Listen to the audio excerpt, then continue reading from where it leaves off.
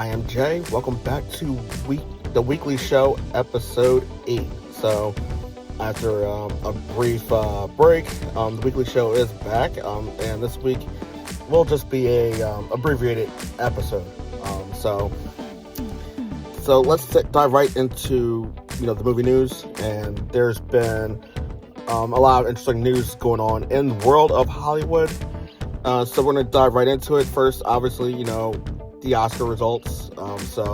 I hope everyone had a chance to, watch and, enjoy the Oscars. Let me know if you were happy with the results or surprised by some of the results. Not going to touch too much on all the Oscar winners, but just the winners from some of the big categories. So first one is Best Picture, One Battle After Another. I saw the movie twice, and it was a fantastic movie.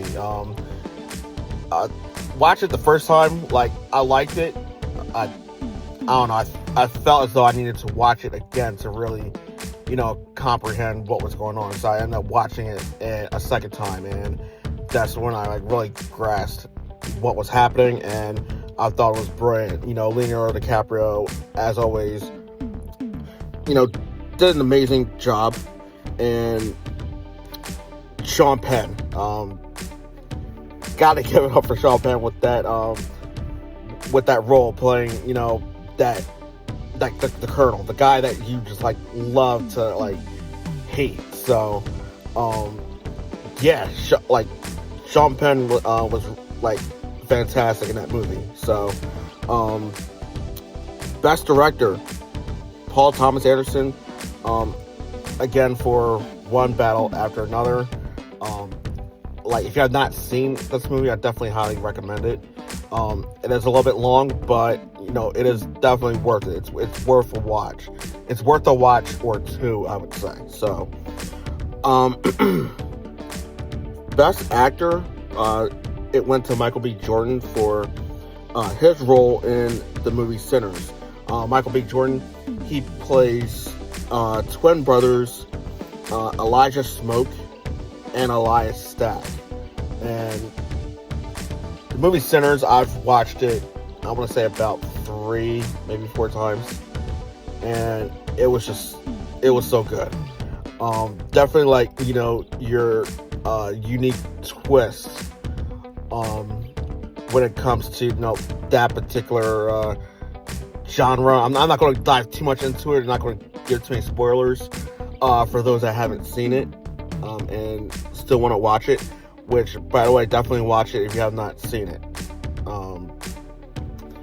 But yeah, Sinners offered a unique twist into that genre, that thriller, horror, the way they told the story. The story was fantastic. It was well written, well paced. Everything meshed together. Fantastic casting. Sinners was definitely one of the best movies of the year. And for Best Picture, me personally, I thought it was going to come down to One Battle After Another or Sinners. So with the Best Picture winner, I would have been happy either way if it was One Battle After Another or Sinners. So, Best Actress went to Jessie Buckley for her role in Hamnet, playing the role of Agnes. I personally have not seen Hamnet, I should say, sorry. I personally have not seen that movie, so I do plan on watching it within the next couple of weeks.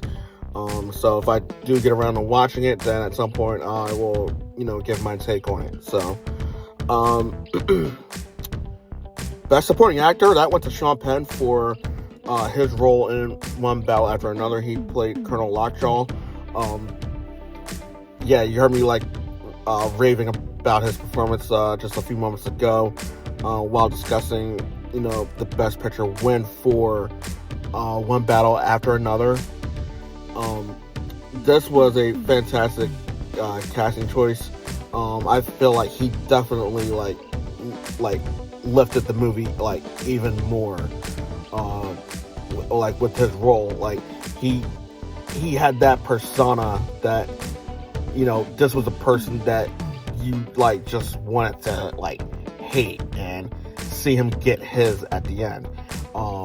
And the last 45 minutes, maybe to an hour of the movie, like he was, you know, complete savage. Like all the stuff getting thrown at him, he's still like getting up and showing that, you know, that his character is definitely like a force to be reckoned with. So I was definitely like happy for, you know, this win for Sean Penn. Best supporting actress, that went to Amy Madigan for her role in Weapons. She's the one that played Gladys. Gladys was the one that was behind everything that was happening in the movie Weapons. When Gladys like appears in the movie, like you thought she was like this nice older woman taking care of her family, but she has something more twisted, you know, planned. She's behind like a lot of stuff that was happening within the movie. Like at first, like I felt bad for her when she was like introduced, but then seeing the look and her appearance, I was like, something's not right. And as the movie progressed, when little by little and more is revealed, that's when you start putting the pieces together, and that's when you realize that she was, like, as in her character, was at the center of it all. So, now, Weapons, I thought was a good movie, you know, like, not up there with Sinners or One Battle After Another. But, yes, it definitely, like, this was definitely a win that was well-deserved for Amy, so. Alright, so we're going to jump into some additional movie news. So, this one I'm just going to get out of the way.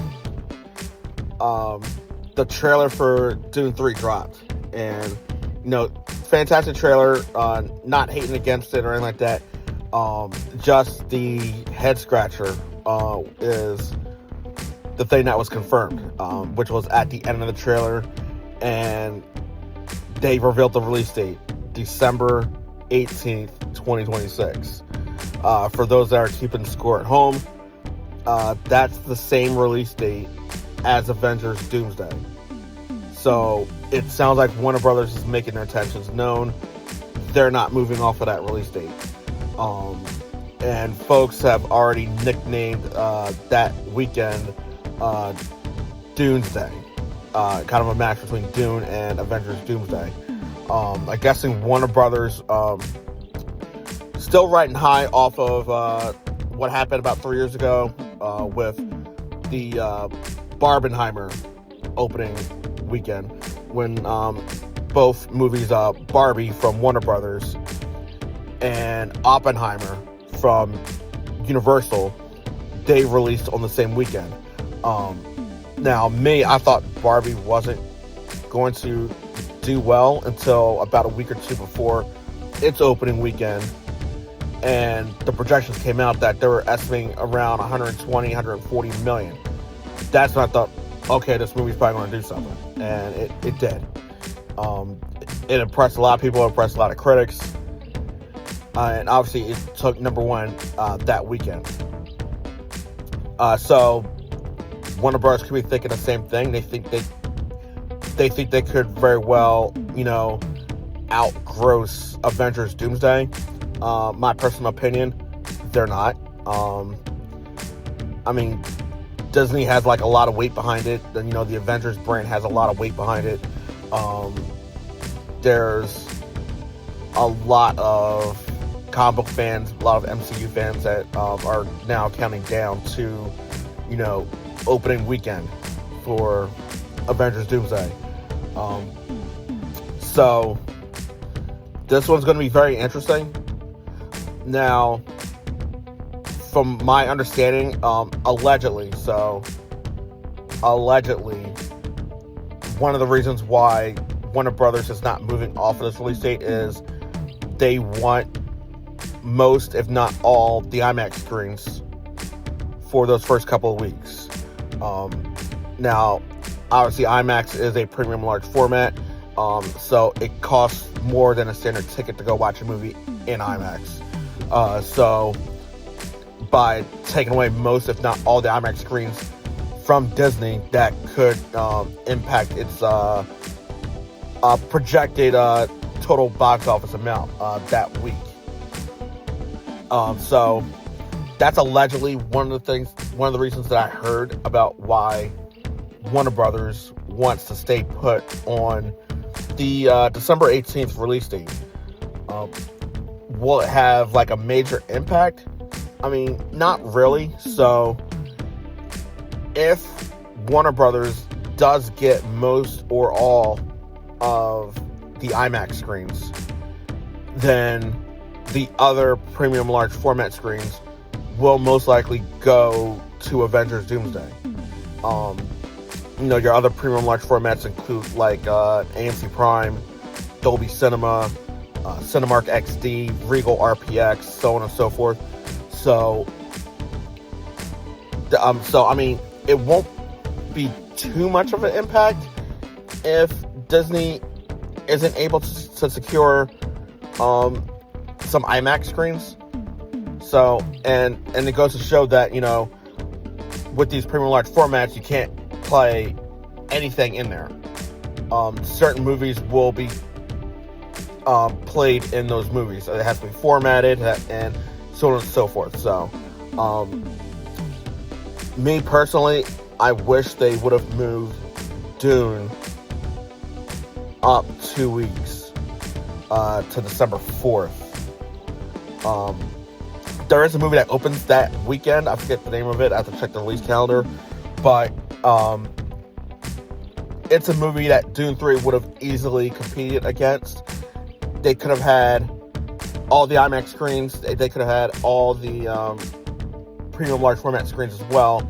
And the movie could have had legs for about a week and a half, 2 weeks to bring in as much money as it can until Avengers Doomsday opened on the 18th. So, I mean, right now they're saying put it on the 18th. So, I mean, if they do change their mind, that means the current trailers that are out circulating now will have to be scrapped and new ones will have to be created, so on and so forth, which will add money to their marketing. But, my opinion, Warner Brothers should still move off of December 18th and look at December 4th.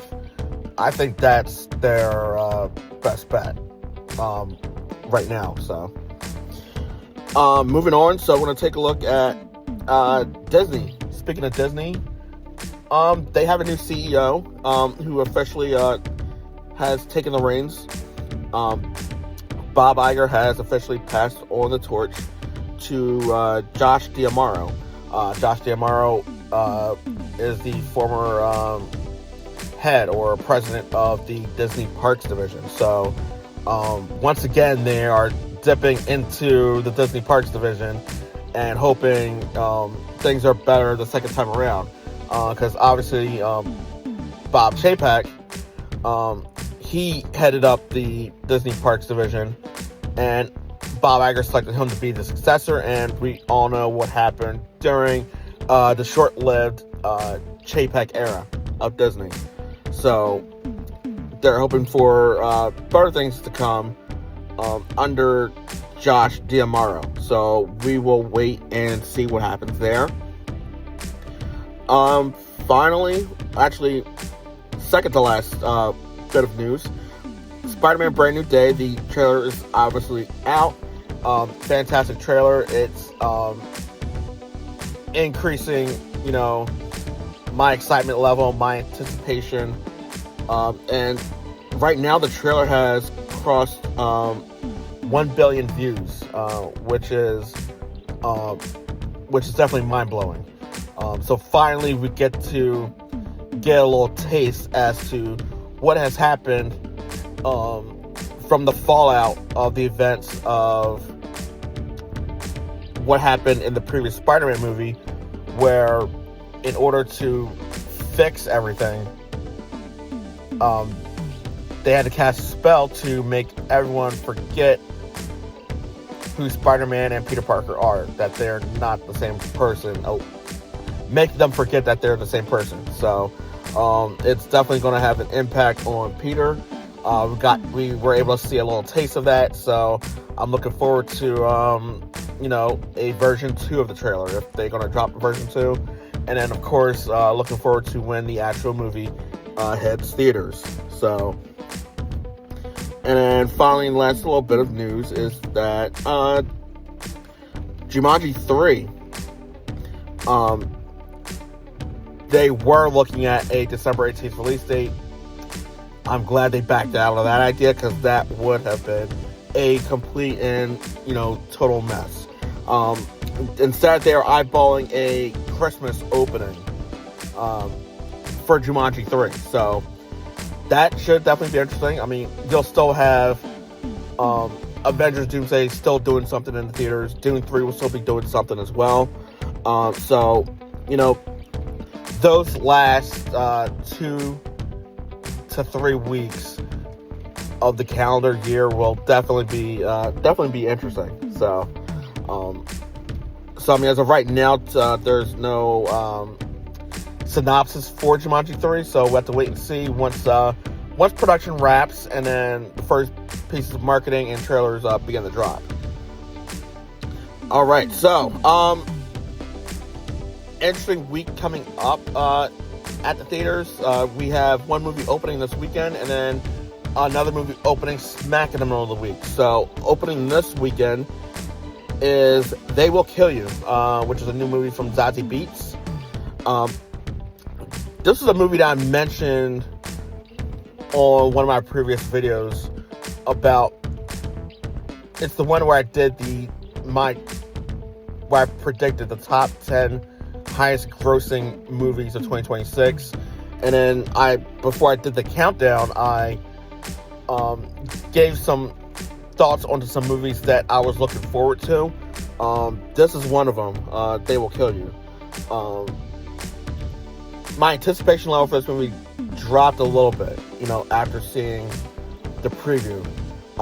It looks similar to, Ready or Not and Ready or Not 2, with, the mix of, the humor and the action and, a little bit of gore. So, not quite what I expected for They Will Kill You, but I'm still planning on, going and checking it out, and we'll see, how I feel about the movie once I've watched it. I'm probably going to watch it probably twice just to get a really good feel for it. So They Will Kill You is the movie that's opening this weekend, and then right in the middle of the week on Wednesday, it's finally here. It is Super Mario Galaxy. So I know a lot of people have grown up, playing the games, Super Mario games that they've watched, the cartoons, the animated series, etc. So,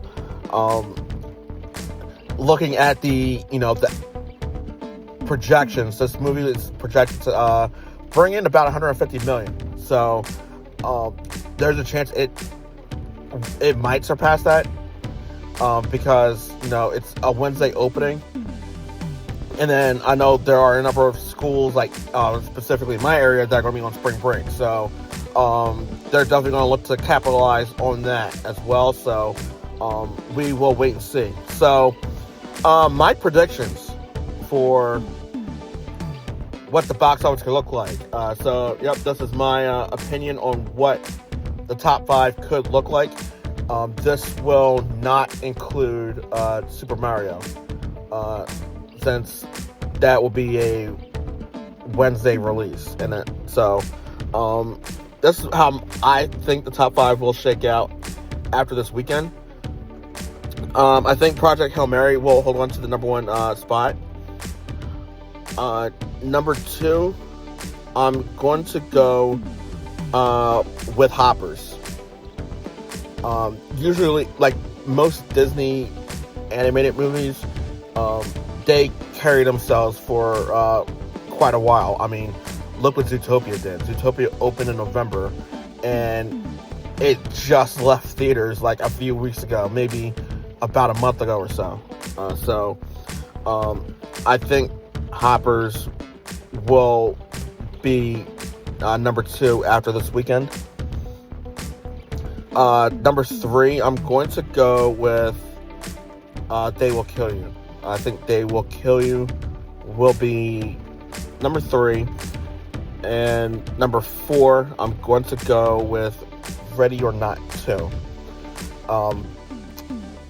Ready or Not 2, I thought was good, not as good as the first one. I thought the first one was the better of the two, but I still had a good time watching Ready or Not 2. And then rounding out the top 5, I think it will be Reminders of Him. So yeah, after this weekend, I think Reminders of Him will fall out of the top 5. So that's my predictions on what the top 5 will be in the box office. Project Hail Mary at number 1, Hoppers number 2, They Will Kill You at number 3, followed by Ready or Not 2 at number 4, and Reminders of Him at number 5. So yeah, that will do it for this abbreviated version of the weekly show. This is episode 8 of the weekly show. Thank you for joining me today. I would love to hear your thoughts, so please share those down in the comments, and also be sure to like the video and subscribe to my channel, and I'll see you guys on the next one. Thank you.